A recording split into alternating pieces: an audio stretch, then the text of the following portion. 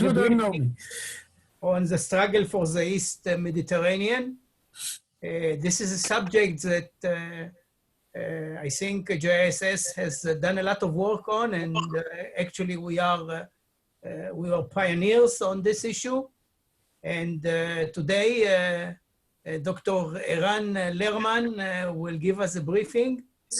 And to remind you, Eran is also a colonel in reserve, served many years in the Israeli intelligence.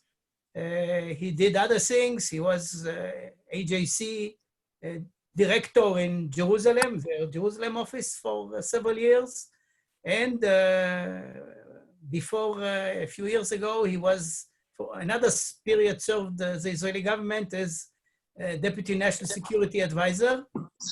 And he is, of course, the Vice President at JISS. And now, Eran, it's your floor.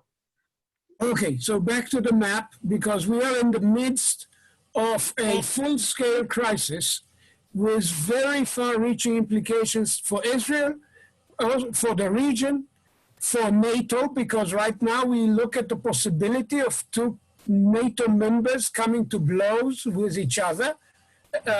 Dramatic as this may sound, but it's not absurd. And it's not outside the realm of possible under the present circumstances. And we also see the very sad results of the American withdrawal from active leadership in this and many other issues around the region.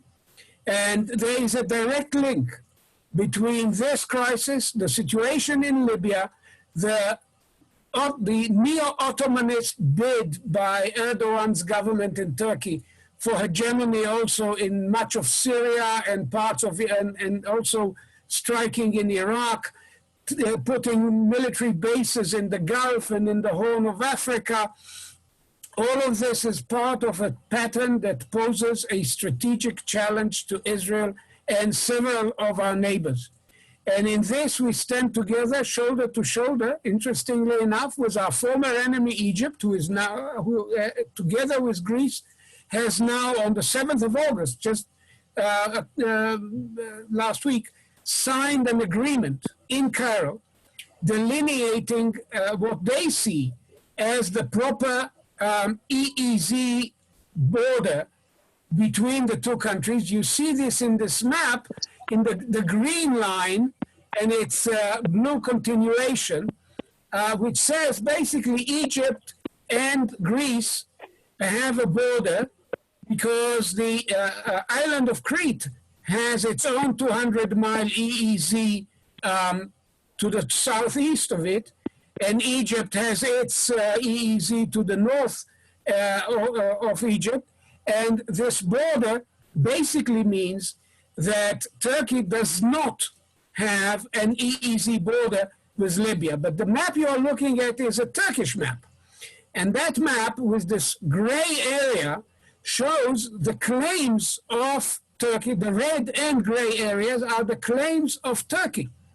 And these claims at the south western corner border what they say is the EEZ of Libya. In other words, this is designed deliberately to bottle up Cyprus, Egypt, and Israel, prevent the Eastern Mediterranean gas forum countries from being able to export jointly their gas, presumably through a pipeline or by other means which involve the use of the exclusive economic zones to connect to Europe via Greece, as has been designed and planned by the, first of all, by Israel, Greece, Cyprus, and Italy, and endorsed by the ENGF as a group. The ENGF includes Egypt, Israel, Jordan,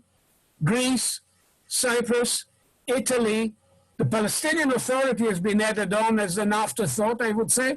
And recently, France has expressed an interest. In fact, France is a major player now, because it's the only country which, among the major players, among the powers, and France is a nuclear power and a member of the UN Security Council, that has taken an unequivocal pro-Greek, pro-Egyptian, and therefore by definition pro-Israeli position facing the Turkish provocations. And the game we are seeing now unfolding in Lebanon after the explosion in the port of Beirut is also about the French trying to come in and re-establish their authority in Lebanon, as the authority of Iran and Hezbollah is beginning to at least, let's say, come under question. And the Turks, the day after, rushing also into the game, because this is a game played across the entire region, from Libya to the waters of Greece, to the waters of the island of Crete, to the waters of Cyprus, to the shores of Lebanon, throughout the northern part of Syria, all the way to Iraq, and down to the Gulf. This is what is at stake. Took more time, sorry. How's everything? Okay. Now, what are the frontiers of this battle? First of all, there's a war going on in Libya. And in this war, Israel is not a neutral player. The rebellion, if you want to call it that, or the alternative government established at Benghazi in the western part of Libya by General Khalifa Haftar, has been challenging the rule of the government of national accord. Again, quote unquote. Whenever you hear national accord, you understand that there's national discord. The so-called national government of national accord is dominated by Islamist elements, and because of that, it has won the support and sympathy of Erdogan, whose party, the AKP, tries to act across the entire region as the patron and supporter of Islamism, of the Muslim Brotherhood in Egypt, in Tunisia, in Libya, in Syria, and elsewhere. And so the GNA has become a dependency of Erdogan. And in November 19, there were two memoranda of understandings signed between Erdogan and the Prime Minister of the Tripoli government, Fayez Sarraj. One provides for Turkish military intervention in the Libyan civil war, supporting the GNA against Haftar's advance, which brought him to the gates of Tripoli. He laid siege, basically, to Tripoli. And the second memorandum of understanding is the one you're looking at in the map. I think we can take down the map by now, because I think we got the point through. If I can come back to the general issue, just a second. What I'm saying is that the Libyan war has become a proxy.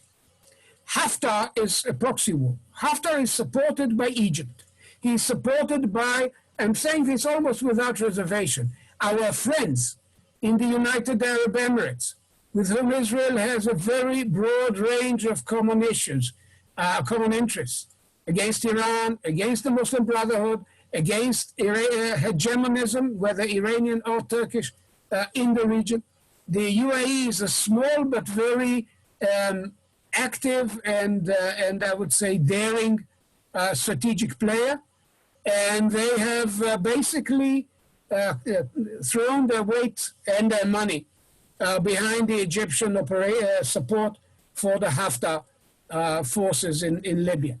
So Egypt, the UAE, but also, interestingly, Russia, which has some claims on the energy fields in Libya, and is also quite worried and I would say even hostile to the Muslim Brotherhood. They see the Muslim Brotherhood as a terrorist organization. Over the years, they have fought Muslim Brotherhood infiltration in the Caucasus. And so they are on the side of Sisi, very clear. They are also militarily supportive. And they have sent the mercenaries, the so-called Wagner group, people who are under the, work for a company owned by one of Putin's closest associates, Yevgeny Prigozhin. And these are mercenaries, and they have been sent in a significant number to support Haftar. So that's one side of the story. The other side of the story is that the Turks intervened militarily and also mobilized Syrian militiamen, thousands of Syrian Islamist militiamen who have been fighting as the Assad regime based in areas under Turkish control, and sent them to Libya in support of the GNA on the other side of the Libyan civil war. And the result, significantly and in a very worrying manner, was that Haftar was beaten back. He lost a key position, the Al-Watiya Air Force Base, and was pushed significantly eastwards. He had to lay off the siege of Tripoli and all hopes of taking Tripoli. And by now, the challenge is actually to, the shoe is on the other foot. Will the GNA now push eastwards and maybe even take Benghazi, destroy Haftar's state within the state, and establish a Turkish-dominated government over all of what used to be Libya, all the way to the Egyptian border? And on this, the Egyptian government, President Sisi, has drawn a red line and said if they advance eastwards beyond Sirte and Jaffa at the center of Libya, Egypt would come in with its military forces. And he has put the Egyptian military on readiness, on alert, and deployed significant armored forces, these are modern armored forces with American Abrams tanks and so on, to the Libyan-Egyptian border area. So we face the possibility of an Egyptian-Turkish war in Libya, and at the very same time, we are also looking, because of the Egyptian-Greek agreement and Erdogan's decision just a couple of days ago to challenge this agreement forcibly, we are also looking at the possibility of a military clash, even a war, in the, if you extend the term, between two NATO members, Greece and Turkey, over the question of the limitation or delineation of the EEZ borders in the Eastern Mediterranean. The Turks have a doctrine which says islands don't have EEZs, because if they do, then it is Turkey that ends up being bottled up, because the Greek islands are right up against the Turkish continental shelf. I can see why the Turks would feel that they need to come to some kind of equitable agreement that would give them a bit more than merely their territorial waters in the Eastern Mediterranean. But now they have taken a very audacious and I would say counterfactual interpretation of the law of the sea. And they're basically saying, ignore the existence of Crete. We have a border with Libya. This is the price they exacted from the Libyans in return for their military support. And if this is upheld internationally, then Israel, Egypt, and Cyprus lose their access to Europe in energy terms. And even if this is not quite relevant right now, because who wants energy? I mean, the markets are glutted. And down the road, we are looking at a situation where photovoltaic and other sources of energy would make the use of gas and oil less and less significant. But still, strategically speaking, Israel must stand with Greece and Egypt, or else we would be increasingly subject to the hegemonistic neo-Ottoman ambitions, fantasies, visions of Erdogan and his party. The fact that he is in trouble at home, he lost the mayoral election in Istanbul badly in the summer of 2019. There are rumblings under the surface that the economy is not in a good shape. His management of the corona crisis was not quite brilliant. All of this only makes him more eager to send Turkish military forces in harm's way in order to shift the attentions and in order to service the concepts of his nationalistic allies, the MHP in the governing coalition. So Turkey has become today a dangerous player, dangerous to us, to the Greeks, to the Egyptians. Of course, it's always been dangerous to the Cypriots. Its actions in Syria make it, in fact, the master of a long strip of territory extending from the Mediterranean to the Iraqi border. They are intervening in Iraq. And now we see their game in Lebanon. So we are looking at a very dangerous development. Israel, to come directly to the point, cannot intervene militarily in favor of Egypt or Greece if this comes to blows. We have an Iranian situation on our hands. We came pretty close to a major blow-up with Hezbollah just before the explosion on the port of Beirut basically changed the equations and put Hezbollah very much on the defensive in Lebanon. Down the road, our actions, which you can surmise from reading the foreign press, as they say in Israel, against the Iranian nuclear project, may need to intensify as the Iranians charge ahead. I've heard President Trump say that in 3 weeks after he's reelected, he's going to impose on the Iranians a better deal than the JCPOA. Well, that's what we've heard about North Korea, and we all know how far that went. So we are looking at the possibility of escalation with Iran, and with its implications in Lebanon, with still a huge capacity in the hands of Hezbollah, with provocations now by Islamic Jihad and other elements from Gaza re-escalating. So we cannot now open a third front, let alone against the second largest military force in NATO.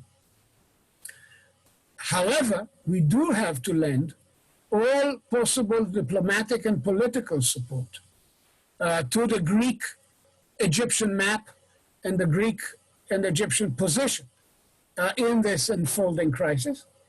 And here, of course, it's very important to act in America, but I would say also, having come to know a bit about the strength and passion of the Hellenic Greek and Cypriot community in Australia, I think they are natural allies, and on this we stand shoulder to shoulder. And I think this is an opportunity to make our presence felt to them and, of course, to all who look at the overall situation and need to make the necessary decisions. The world, to the extent that this term means anything, the international community, the community of like-minded nations, should act in ways which signal to Erdogan that there's a limit to the scope of his ambitions, that he is taking Turkey way too far down the road. We do not have to be enemies of Turkey. We have been friends in the past. Ben-Gurion established in the days of old an alliance of Israel, Turkey, Iran, and Ethiopia to contain Arab nationalism, socialist nationalism or national socialism, the Nasserist and the Ba'athist versions. Today we are looking at the reverse situation where we stand with key Arab players, particularly, as I said, Egypt and the UAE, to some extent the Saudis. More quietly, the Jordanians also have reasons to worry about the neo-Ottomanism because they are the inheritors of the Hashemites who rebelled against Turkey in 1916, and the Turks have a long memory. So we stand now with key players, Arab and Hellenic, Greece and Cyprus, and with France. And I think we should do everything in our power, short of military action, to send a signal to Erdogan that he is overreach, and to send a signal to the Turkish people that we are not their enemies, but Erdogan's actions would bring misfortune to Turkey and Turkey's interests. So I think I'll stop at this point and open this to questions and discussion.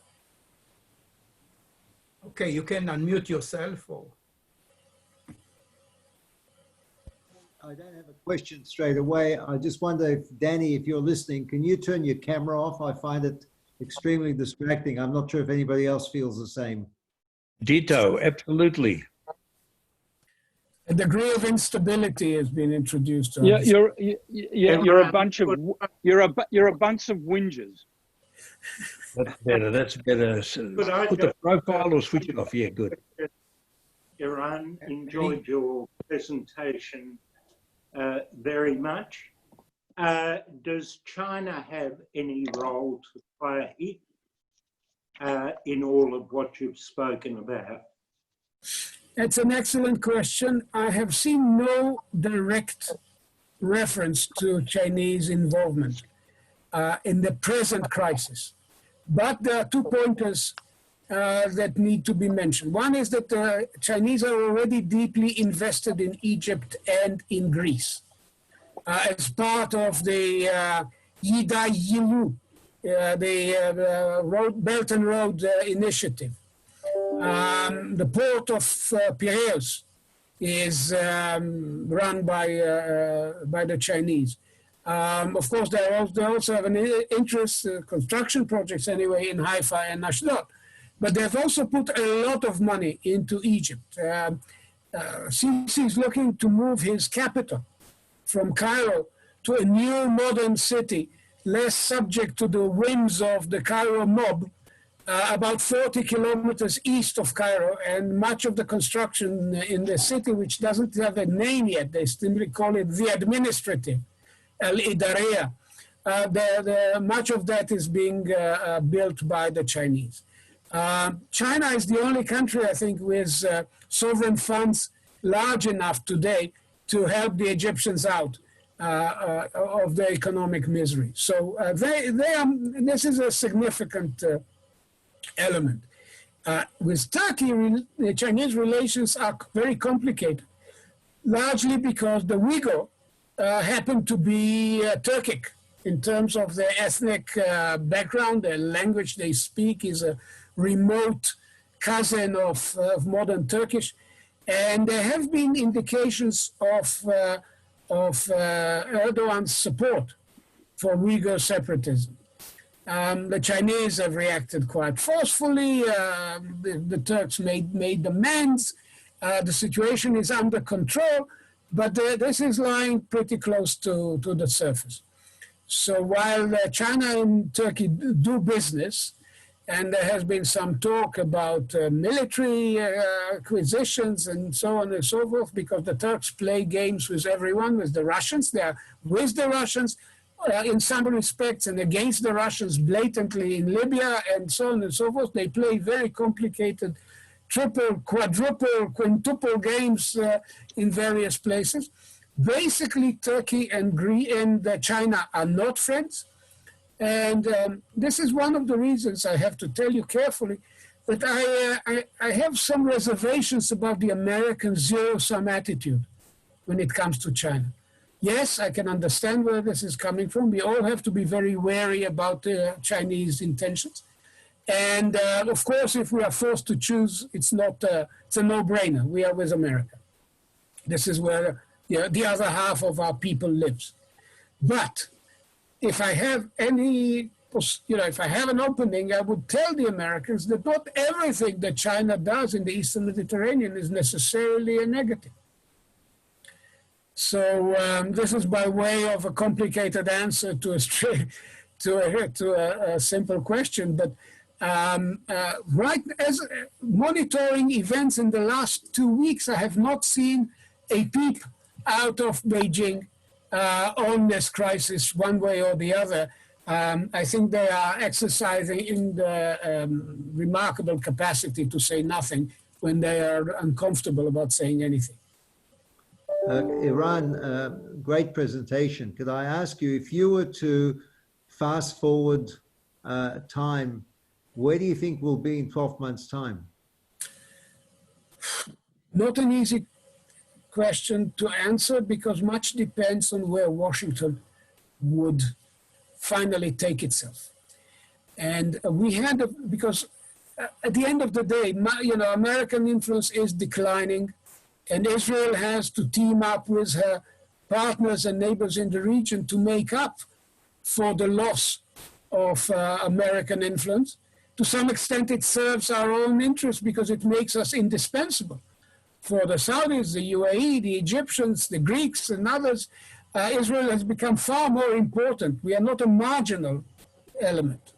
But having said all this, Washington is probably the only player, given the internal European divisions, the standoffish position of China, and the limits on Russian capacity. America is the only country that can pull Erdogan firmly by his cat's tail and bring him to his senses. We saw Trump doing this a couple of times, over the arrest of this Pastor Brunson in Turkey. He basically read the riot act to Ankara with very good effect. On northern Syria, he first let them have what was very important to them, and then he set down the limits so they could not completely destroy the Kurdish area, the Rojava area. The man who negotiated Brunson's release for Trump is now his national security advisor, O'Brien. And the people in high places in the State Department, for example, who were very pro-Turkish and were probably the reason why the voices coming out of the American administration were muted, if not pro-Turkish. Some of them are apparently on their way out. I don't want to go into personalities and names, but it looks as if at a very high level, Trump and Pompeo and O'Brien have given this a second thought. If this is the case, it may generate a check on Erdogan's ambitions. Congress has already spoken. They have lifted the limitations on arms supply to Cyprus. They have taken firmly anti-Erdogan positions. Of course, the Greeks, when Greece and Israel stand, and Saudi Arabia and Egypt stand together, Congress listens. Both sides of the aisle, by the way, if you check the Eastern Mediterranean caucus, which is to say Israel and Greek interests, in the House of Representatives is bipartisan. It's Bilirakis, who's obviously Greek, on the Republican side, and Ted Deutsch, who's obviously Jewish, on the Democratic side. So if Congress and the administration send a strong message, I think Turkish ambitions would come into check, and then they would sit down and negotiate perhaps a reasonable understanding with Greece on the Eastern Mediterranean, and come to some kind of practical partition of Libya with the GNA firmly established in the West, but Haftar remaining the master of the East.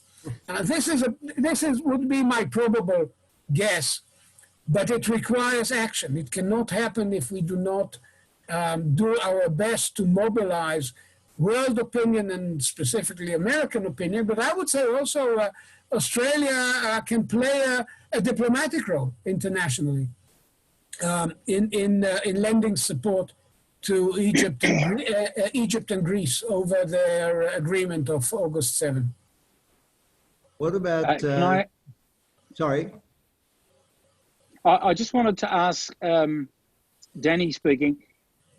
Given the political, I think, instability in Israel at the moment, How focused is the state of Israel on all these issues so that it can give a coherent leadership? Danny, I'm afraid you've asked me the wrong question. If you want me to start crying on screen, you've just asked the right question. I mean, this is really, really heartbreaking. JISS has written a recommendation before the previous election calling for national cohesion. Instead, we may be sliding into our fourth election campaign in less than 2 years. And all of this revolves around issues that have nothing to do with strategic considerations at all. Jerusalem is not given to rational strategic reasoning right now.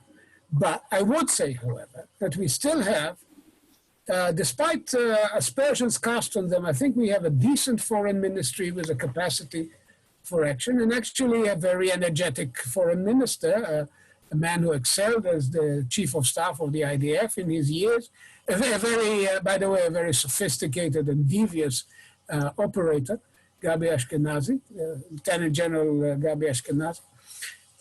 And I hope he's at least giving the right instructions to our excellent cadre of diplomats on this issue. And of course, our intelligence community and our military still are headed by professionals of very high capacity. And so at least at I would say at the professional level, Israel, how shall I put it, the Israeli deep state, the professional state, should at least sustain the capacity for action. But the political situation, I've seen things the cat brought home that looked better than our politics right now. So I'm sorry to ask such a difficult question, and I just want to pick up on one thing. Until Gabi Ashkenazi was there was no minister. There was a prime minister who assumed 3 or 4 or 5 different ministries at the one time. And the Ministry of Foreign Affairs has actually been emasculated for quite some time. I hope that you're right, that at the professional level, he's got some serious thinking. Yuval is gone. Unless the Prime Minister has given him the mandate to actually function, I'm still worried about that ministry. Well, Yuval was replaced by a very professional guy. I hope he would be our gain if we are successful. We are trying to recruit him, but he's an excellent man. I know that the embassy in Australia has known ups and downs, but Yuval was certainly among the best. And, no, that was a positive. I'm just saying he retired. But so he's been replaced by probably the sharpest pencil in the pack. In the department. Okay. Ushpiz has been our ambassador to India. He's young, energetic, sharp, and effective. And so I think if this indicates the quality of Gabi Ashkenazi's choices, that's encouraging. And Eran and myself are going to meet Alon. We had already an appointment with him and with Alon, and it was delayed. And the next few days we'll talk to him. And I'm sure this will be one of the subjects of discussion. I personally know Alon for many years. Before he became ambassador to India, before he became ambassador, he came to me, and at that time I was at Vesta, and we met afterwards in India several times. So we have a very good connection, and I fully agree with Eran that he's a top diplomat. Thank you. Yeah, first rate. Eran, one further question. Joe Biden's just picked Kamala Harris as his running mate. What's her background? What's her leaning towards Israel if they do get elected? As the old saying goes, it could be worse. It could be worse, and it might get worse. But she is senator from California, of course, has been backed by the Democratic largely democratic Jewish community in both Southern and Northern California. She's married to a Jew. That's becoming, by the way, almost de rigueur to have Jewish relatives in the White House. Whichever way you look, the candidates are either Jewish, or their daughter is converted to marry a Jew, or Biden's son is married, his grandchildren are Jewish, and so on and so forth. So I think Mike Pence stands out as the only one without Jewish relatives right now. But Kamala Harris' voting record has been decent from an Israeli point of view. Mainstream Democratic, not the squad in any way. That's in itself encouraging. Moreover, I don't know if you've seen the analysis. The Jerusalem Post carried a fairly decent analysis of the Democratic Party platform, which we had reasons to worry would be, splattered with these so-called progressive. I detest the appropriation of the decent term progressive for these people, but radical anti-Israelis like Rashida Tlaib and Ilhan Omar and AOC. But actually, when you read the text, it is still standard pro-Israeli democratic, with the one caveat that they don't want American money to go into the act of annexation, which is worrisome, but basically you can make very clear to the Americans that the legal cost of issuing the orders for changing the status of the Jordan Valley has been paid for by the Israeli taxpayer. That doesn't come from American money. So if this ends up being the full scope of the democratic response, I think we can live with that. Having said all this, the main issue, the absolutely dominant issue, and which may come up during the election because Trump has already raised it, is the Iranian question. And here, I don't think we have a clear, distinction between Biden's position, Kamala Harris's position, and that of the mainstream Obama Democrats who think the JCPOA was a good thing and may try to bring America back to the JCPOA, which may mean that if we need to stop the Iranian project, we may have to explain to President Biden, if he is elected, that we will act on our own if we have to. But that's a challenge for 2021. Thank you. Greg, you are fully convinced. Yeah, I'm listening. Excellent. Terrific, Eran. Very good. I really suggest that organizationally, those of you who are involved in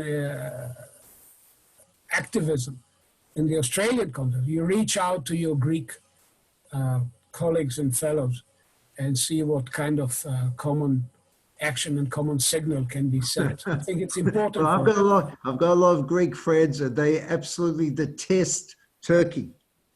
Oh yes, that comes with their mother's milk. Absolutely, and what's going on in Cyprus at the moment?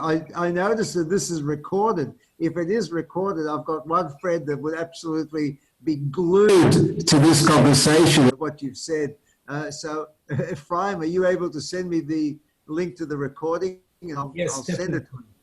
Oh, that'll be wonderful. Yeah. I met in Perth with a parliamentarian, West Australia parliamentarian, who told me he is the worldwide leader of parliamentarians of Greek origin. So Australia may be far away, but it is an important Greek constituency. Significant one. Most of them pro-Israeli. I know there's a couple of stray dogs in the pack, but from what I remember from my visit. I'm doing Iran. my very best to bring them all together and actually involve them in Hadassah, because there's a few Greeks in Hadassah Hospital as well who are not Amazing. Jewish. It's very good, really good. Iran, Yeah. I think I will try and get involved in that suggestion you made, and I won't be the only one. I noticed that David is sitting there as well. And I think I don't know. Perhaps I missed it. Have you got a background paper for this? Well, a few.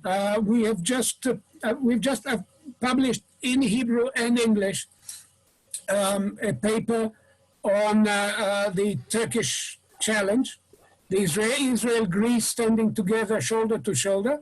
And I'm now translating into English a paper that we carried already in response to the 7th of August Cairo agreement, urging Israel to stand firmly with Greece and Egypt on this matter. And I'm at the middle, literally in the middle of translating it into English. I'll be done later this afternoon. Okay, Yofi, that'll be helpful. Thank you. Eran, can I ask a brief question? How does this affect Israel's commercial interests, Israel's natural gas interests, the Leviathan project and the like? Well, right now the main problem we have, and there's bad news and good news. The bad news are that the market is dead. At one point they were selling oil in less than zero in Oklahoma because the people were just paying to have oil taken off their hands because of the COVID-19 situation globally. Consumption has gone plummeting down. Of course, the Greens are dancing in the streets, but that has certainly put a question mark over the future of the Eastern Mediterranean pipeline, because you need a certain level of prices to make this worthwhile. So that's one side of the story. The other side of the story, the good news is that Chevron has acquired Noble Energy. And for the first time, one of the big sisters is now in possession of oil and gas prospects in these, maybe oil down further down, maybe, and it's not yet certain, in the Israeli EEZ. In other words, they used to be 7. They are no longer 7 because of mergers. The 7 sisters, Esso, as it used to be, Exxon now, and Chevron, and of course BP. You know what BP stands for. If you're British, you say British Petroleum. If you're Iranian, you say bloody pirates. The old Anglo-Iranian oil company. And then, of course, Shell. I once visited Shell in The Hague. I tell you, I've seen governments run less grandiose than Shell. These are empires. And they avoided Israel like a plague. The oil companies of Israel were all created with all kinds of indirect ways of acquiring oil because they could not do direct business with the sisters. Now we have one of the sisters coming in and buying a company which has major assets, including Leviathan. And until now, there have been rumors that maybe they will shed them off, the Israeli assets, but they haven't done so. And they may decide not to do so. And the reason is very simple. We are no longer considered the enemy of the sisters' main business partners in the Gulf. Saudi Arabia, United Arab Emirates can hardly hide their commonality of interest with Israel on a whole range of issues. And so it is we used to say India, Brazil, Japan no longer have to worry about what will happen to them if they are seen in the same frame with Israel. But if Chevron feels that way, that's a very interesting indication. So all of this has an effect on Leviathan. But to carry the product of Leviathan and the Egyptian fields like Zohar and the smaller Aphrodite field of Cyprus out into the markets, we need to be able to build infrastructure, whether this is going to be a gas pipeline or a power line that could be laid from Cyprus to Greece and then connect to the European grid and produce energy on Cypriot soil from our various fields. All of these are interesting ideas, but we need EEZ access. We need the map of Egypt and Greece to be recognized so we can have access to the European markets without having to beg permission from Erdogan and his Libyan sidekick. So that's the direct implication of the map challenge, the map crisis on our energy interests. So I have a question. Can you hear me, Eran? Yeah, sure. So I have a question. How will Russia feel when Israel starts exporting, other than to Jordan and Egypt, oil? Where will Russia fit into this? How will they feel? That's a very interesting question. I've been scratching my head about it for a while, because clearly we would be competing to some extent with the Russians in the European market if we ever come to that. But the Russians' strategic interest has led them to invest in a relationship with Egypt. They have a deep, and I would say almost a meta-historical, a religious, cultural, political affinity with Greece and Cyprus. Cyprus is also the tax safe haven for quite a number of Russian oligarchs. It's easy to discern. There's quite a lot of signs in Russian in places like Paphos. And so their sympathy, and when I was still in government, when I spoke about the emerging Israeli alignment with Greece and Cyprus, to my Russian interlocutors, foreign ministry and so on, or National Security Council, they reacted very positively. They saw this as a very good thing. So, and I understand that this has an energy implication. So not everything is reducible to a straightforward calculation of how the energy game is played. There are larger strategic questions at play. The Russians, I have, in my 6 years in government, I've never come across any indication that the Russians were moving against our capacity to unite with Greece and Cyprus on energy. So, or Egypt for that matter. So, and in Libya, they are 100% with the Egyptians against the Turks. So I would carefully say that this is a question. It's a legitimate question. It's something that we should keep an eye on. But they have bigger fish to fry right now than squelching our minor role as a competitor in the Southern Europe. We probably made a mistake not allowing Russian companies to work in our fields. When Putin was in Israel, this was one issue on his agenda. And actually now they have bought rights in Lebanon on the border of the EEZ between us and the Lebanese. Probably the Lebanese were smarter in putting the Russians there because we will not act against them.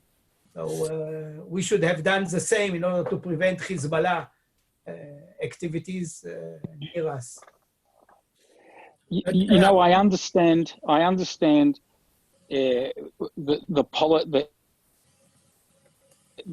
logic of Greece and Egypt and so on involved, but Greece isn't a particularly strong country and not a particularly strong government. How are they going to how are you going to bolster them? Well, first of all, they've done better than expected over the last 5 years or so, extricating themselves from the edge of catastrophe. They stabilized their economy somewhat. By the way, they managed the corona crisis better than almost any other European government. Their epidemic spread of the epidemic and the level of lethality in Greece has been lower than in most other places. And Athens is a pretty crowded city. It's not as if they all live on isolated islands. And Mitsotakis enjoys the full support of his left-wing opposition on this crisis. Tsipras was called into consultation. He sat with the soldiers. They explained the situation. So I think that Greece is in a better political position right now than used to be the case. Moreover, I would not underestimate the Greek Air Force. And I share the impression from various sources, including our training exercises in Greece. We participate annually in the in-horse Air Force exercises with the Americans, the Greeks, Israeli Air Force, and others. By the way, UAE, they also come to Greece, and they were told by the Greeks, you know the Israelis will be there. They said, that's a good reason to come.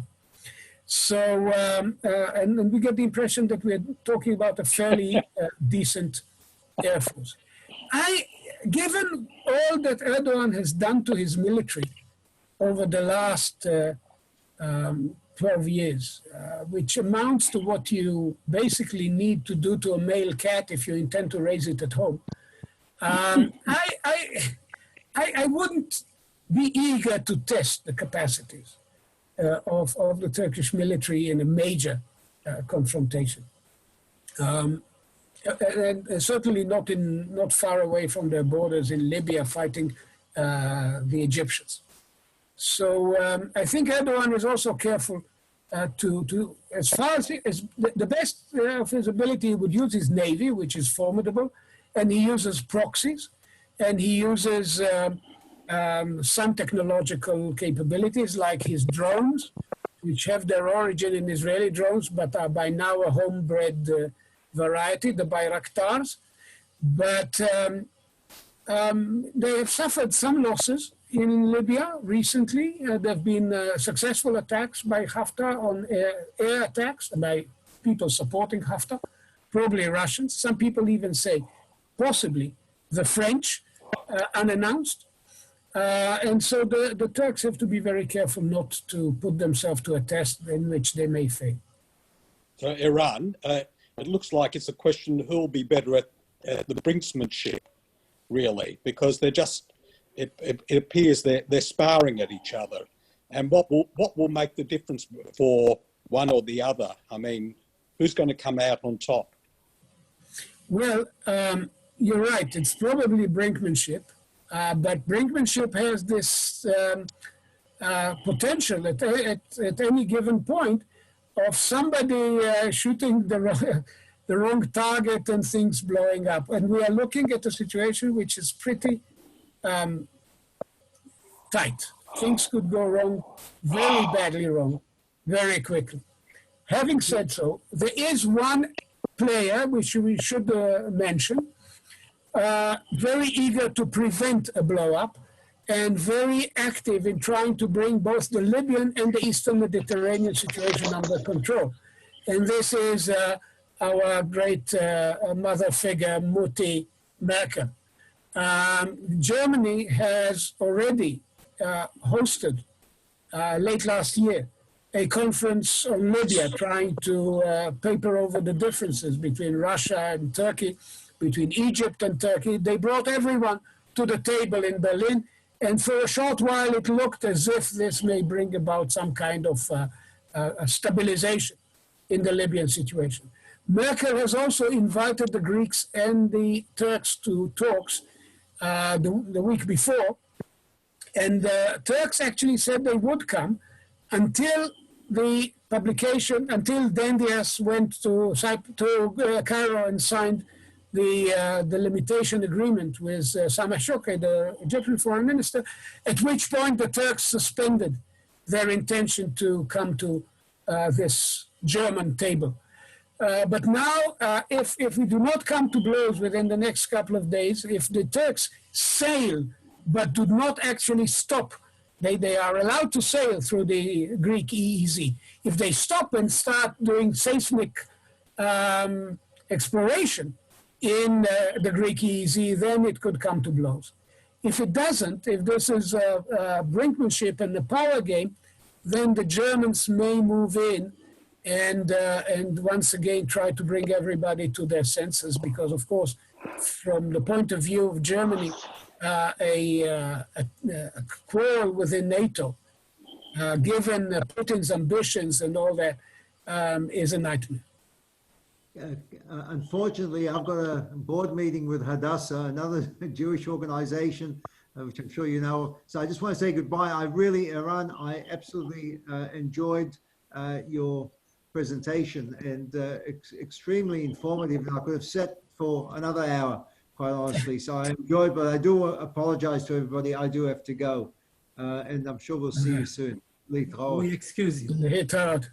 Thank you. I think that's a good point to bring this to conclusion. But given the wonders of modern technology, we could do this more regularly. Well, Eran, I just have a quick question, Eran. Just give us a fast update on the coronavirus and the IDF and who's taking control of the situation. Are you optimistic? Timeframes? What's going on? Well, you know, some people in Israel said we went from the Six-Day War to the Yom Kippur War much faster this time. I mean, from euphoria, a sense in May that we licked the virus, to the collapse of some of our defenses and the very rapid rate of spread in Israel. We have by now more cases than China had, believe it or not. I mean, we are at the 90,000 point, which is pretty harrowing. On the other hand, lethality has been remarkably low, largely because we are a young population, and the young do not easily fall to this or even spread it the way it happens with older populations. If you compare the numbers of Israel, even with a very, very advanced country like my wife's homeland in the Netherlands, they had roughly the same number of people who caught the virus, and 10 times as many did. So it's almost inexplicable. One of the reasons is we do have a very decent medical system. We have very good hospitals, very dedicated. In terms of policy, I think that with the appointment of a new corona czar, Professor Ronnie Gamzo used to be the head of Ichilov Hospital in Tel Aviv, we have come to some kind of a rational balance between the fighting the pandemic and sustaining the economy. And but the main challenge in the next 3 weeks is, are we going to be able to bring this to a few hundred or to a rate of daily spread that numbers in the hundreds, not in the low thousands, so we can open the schools. Because, you know, for Israel, for every nation, but certainly for a country, a Jewish nation like Israel, to have its schooling system incapacitated is unbearable. Not to mention that, of course, young parents cannot come to work, etc., etc. The whole thing is, this is the crucial test.